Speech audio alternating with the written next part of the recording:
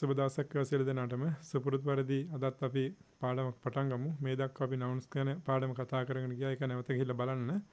අද අලුත් පාඩමක් හැටියට මම කතා කරන්න බලාපොරොත්තු වෙන්නේ මේ ආටිකල්ස් කියන පාඩම. මොකද්ද මේ ආටිකල් කියන්නේ පොඩ්ඩක් බලමු. මෙතන තියෙනවා නාමපද කිපක් pen an arrow the car කියලා. එතකොට මේ ආටිකල් වලදී ප්‍රධාන වශයෙන් කොටස් දෙකක් කරන් තියෙන එකක් තමයි definite කියන කොටස. ඊට පස්සේ definite යටතේ එනවා ආටිකල් එක the කියන එක.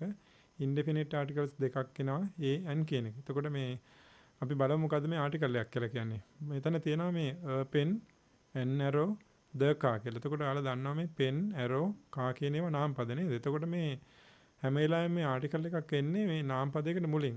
ඒ නිසා මේක අපි සිංහලයේදී කියනවා මේ ආටිකල් එකක් කියලා කියන්නේ පෙර පදයක් නැත්නම් පූර්ව පද කියලා කියනවා. හේතුව තමයි මේ ආටිකල් භාවිතා වෙන්නේ නාමපදයකට මුලින්. එතකොට මේ නාමපද වල නාමපදනේ අපි ආටිකල්ස් වල කොටස් දෙකක් තියෙනවානේ definite කියලා. definite කියලා කියනවා නිශ්චිත කියන එක. එතකොට indefinite කියලා කියන්නේ නම් අවිනිශ්චිතයි කියන එක. එතකොට definite යටතේ එනකොට ආටිකල් එකක් තමයි තියෙන්නේ the කියන එක. indefinite ආටිකල් කියන එකේදී an කියන ආටිකල් දෙකක් භාවිතා වෙනවා. එතකොට මතක තියාගන්න ඕනේ ආටිකල් එකක් භාවිතා වෙන්නේ නාමපදයකට මුලින්. ඒ නිසා මේකට අපි කියනවා පෙර පද නැත්නම් පූර්ව පද කියලා. අපි බලමු පොඩ්ඩක් මේ විශේෂයෙන් the යෙදෙන අවස්ථාව ගැන අපි කතා කරලා ඉමු.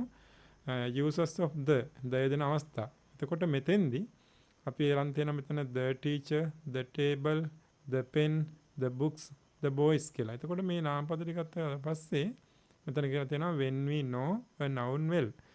අපි නාමපදයක් ගැන පැහැදිලිව දන්නවනම් නැත්නම් ඒ ගැන හොඳට දන්නවනම් ඒ නාමපදයට මුලින් the කියලා භාවිතා වෙනවා. ඒකයි මෙතන the teacher කිව්වොත් ගුරුවරයා, the table මේසය, the pen පෑන, the books පොත්, the boys පිරිමි ළමයි.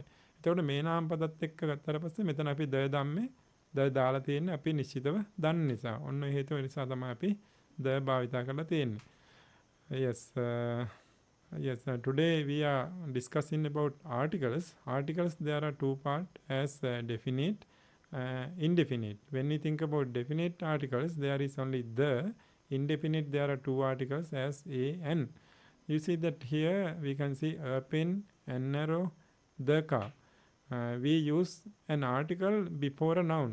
It is always articles are used before a noun. Let's see the uses of the.